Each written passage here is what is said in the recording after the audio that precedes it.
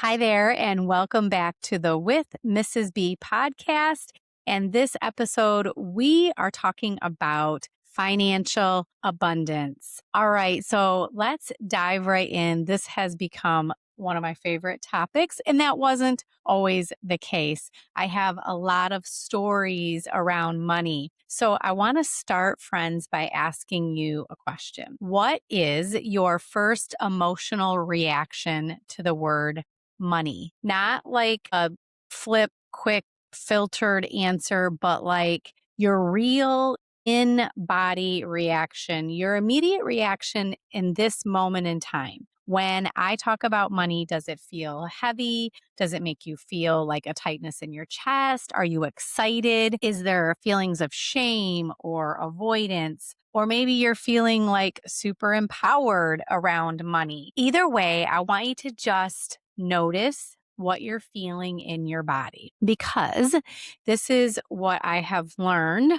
over time, both in my life and in coaching hundreds of people. And that is, financial abundance is not about the numbers first, it's about the identity that you have around money and financial abundance, the identity. You can have all the spreadsheets in the world, you can have budgets, you can set income goals, you can even be making a lot of money. But if your nervous system doesn't feel safe holding money or growing money or being what I like to call now a steward of your money, then you will subconsciously always sabotage it.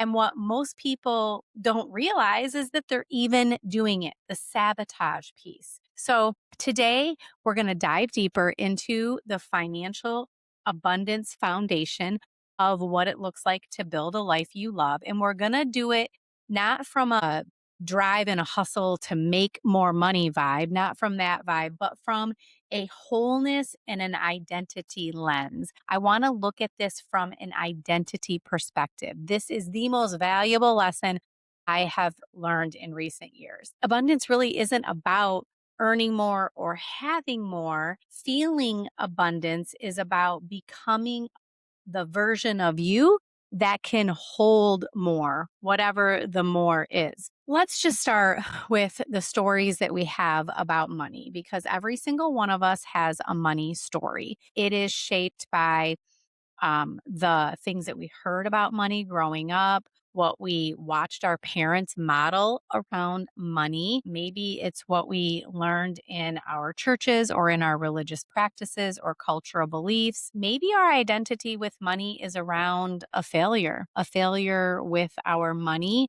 Investing, finances. Maybe it's about past wins that we've had for a long time. I used to say at one point in time, I earned six figures. And that was a real win for me. But I really was stuck on that for a long time as an identity that I couldn't maybe recreate or have again. Maybe your stories are around money are informed through divorce. You know, divorce can be really financially damaging. Ask me, I know, or just loss of money, loss of success. Maybe you were laid off or unemployed for a period of time or a long period of time, or just maybe you had seasons of pure survival. Most of the stories that we formed about money, we formed before we even had the maturity to even question them or understand how they would affect us later on in life. And so we have these common sort of scripts running in the background all the time, like money causes stress, and anybody that's rich and has a lot of money is greedy and probably a jerk, or they don't deserve it. Or maybe the story is, this is was my story for a really long time, I'm just not good with money. I'm not good with money. I'm not good with numbers. Or another story that I always heard growing up was that there was never enough money, never going to be enough money. Or if I make more money, people, my current friends, my family, they will judge me. Or the story that we have to work really hard to actually make or deserve abundance and money. Or just this story that you're always going to be behind when it comes to your finances. Here's the problem. All of these stories that are always running unconsciously, they are going to shape what you ask for, what you believe you're worth, what you charge for your services, if that's the kind of business that you're in. But fundamentally, it runs the unconscious identity of what you believe you are worth and the capacity you have to hold more. So, what we then tolerate as these scripts that run in our head, we just keep repeating them. We repeat them in the ways that we invest, we repeat them in the things that we avoid looking at, how we respond to opportunities, how we sometimes sabotage opportunities when they come to us. Because what I have learned is that financial abundance with your finances and your ability and capacity to hold more financially requires a really deep awareness first before you try to implement any strategy or any budget or spreadsheet or discipline. So instead of asking, how can I make more money, or what's the strategy, or like, what am I going to do to track my money, and keep more of it, make more of it, be more responsible, I would love for us to ask, how do I believe? Like, what do I believe about money? What do I believe about myself and my capacity to hold more when it comes to financial abundance? So, I really want to dive into when we are choosing to be unaware and in avoidance energy, it can be really expensive. It can cost us. And in doing so, I want to just dive in and talk about this gently, but very honestly. Let's talk about the avoiding piece of it, like avoiding looking at your bank account, avoiding the like tracking what you spend, avoiding opening a bill or following up on an overdue bill, avoiding like asking for more compensation, or maybe you have a certain rate for your services, avoiding the conversation around increasing or raising your rates, avoiding just having a hard conversation. Maybe it's with your partner or your spouse or your parents or whomever you are in life with, someone that you owe money to, avoiding those hard conversations about the current state of affairs. We avoid reviewing numbers on the regular. Like, we make a budget and we have all good intentions, but we don't regularly connect with the numbers. We avoid that, or avoid setting a revenue goal, like an earning goal or even a savings goal. So, this avoidance can feel like it's protecting us and keeping us safe in the moment. But in the long term, it's just compounding our insecurity around our ability to effectively earn, manage, and create more in the way of financial abundance. So, it is when we decide and choose to create clarity that we can create a calmness and a confidence around money. So, even if the numbers aren't where we want them to be, this clarity and connection to the details can create real empowerment.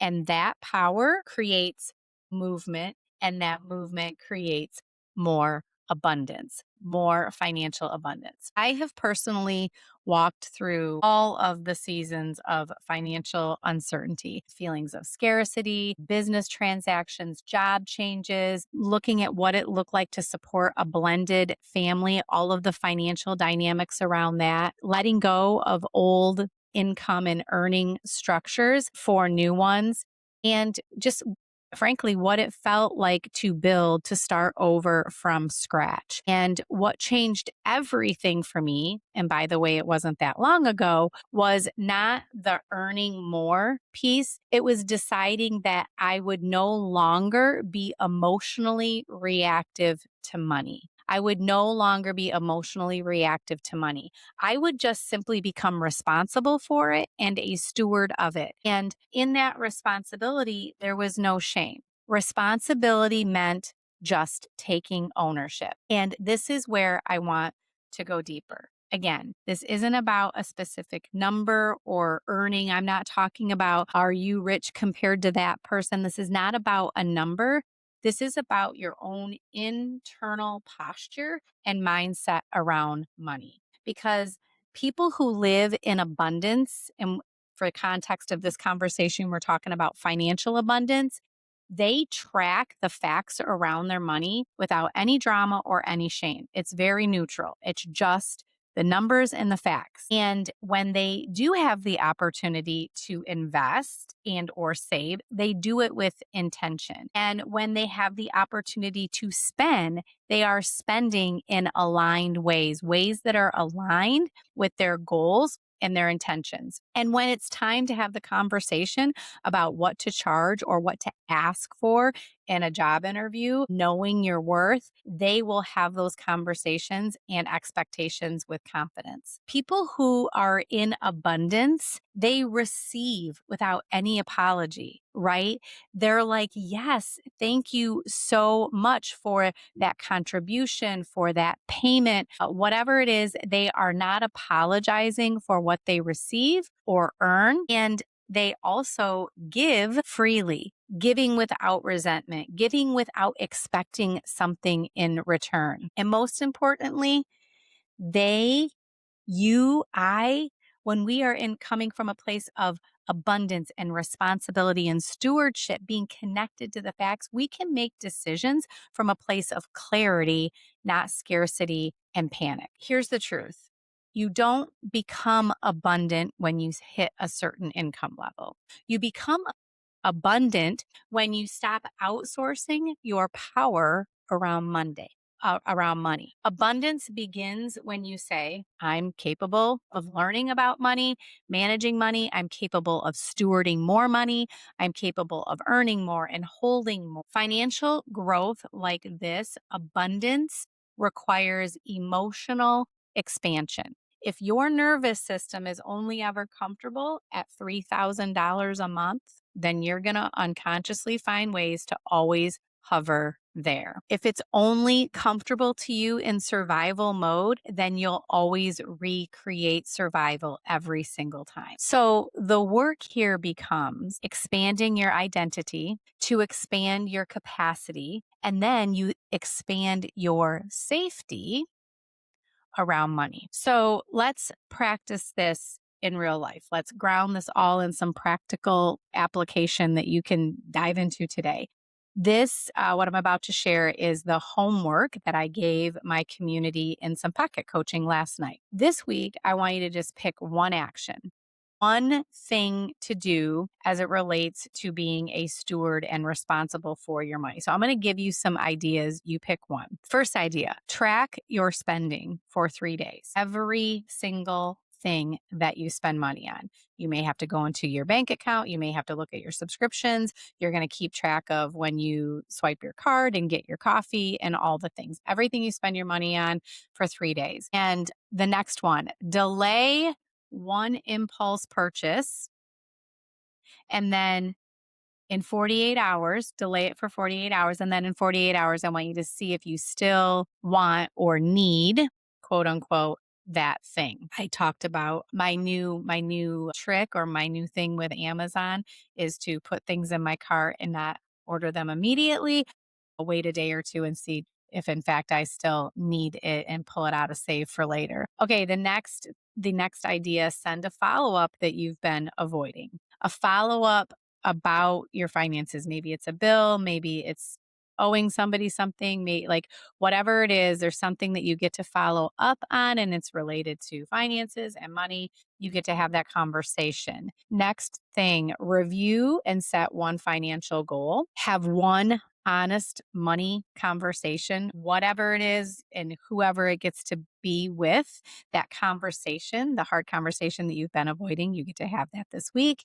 I want to just point out that, like, all of these things, this one thing that you're going to pick, if you picked one thing each week and did that one thing, or one thing, different things every week for the next several weeks, that small demonstration of ownership will compound over time, because financial abundance, your capacity to be responsible for and hold more, is built in these consistent, grounded, and honestly very unglamorous decisions. The more that you practice calm and clarity around money, the more money becomes calm around you. All right.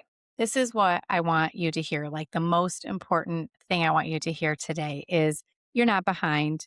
I'm not behind. None of us are behind. None of us are bad with money. This isn't a case of you're just not wired for this. You're not good at it.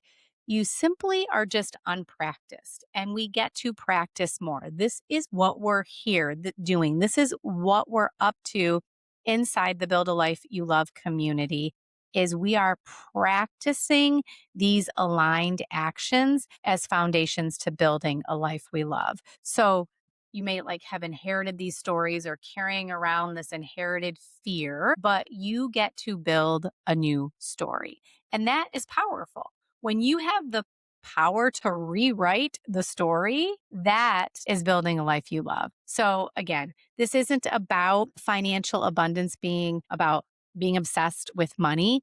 It is about becoming aligned with your capacity to hold more. Money is just a tool. Money is a mirror. Money is an amplifier for other things.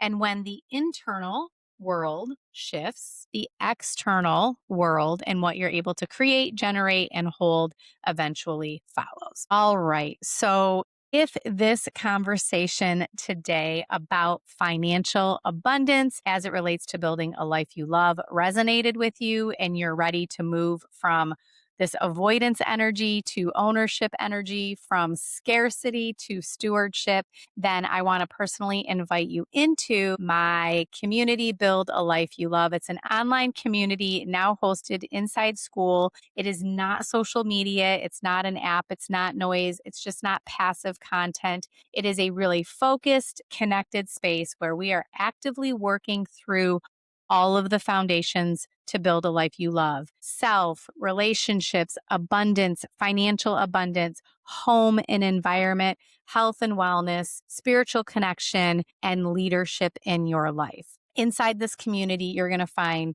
deeper conversations, weekly prompts. I drop pocket coaching every week. We have live coffee hours and just real community integration. And it's completely free to join. You just simply create a profile inside SKOOL. Think of it as a private learning community meets a connection space. So step inside if you're ready to build wealth and identity from a place of not ego, not shame. If you're ready to become the person who can hold more, and if you're ready to stop outsourcing your power, come join us. I'm going to put the link in the show notes and let's keep building a life we love together. Until next time, bye, friends.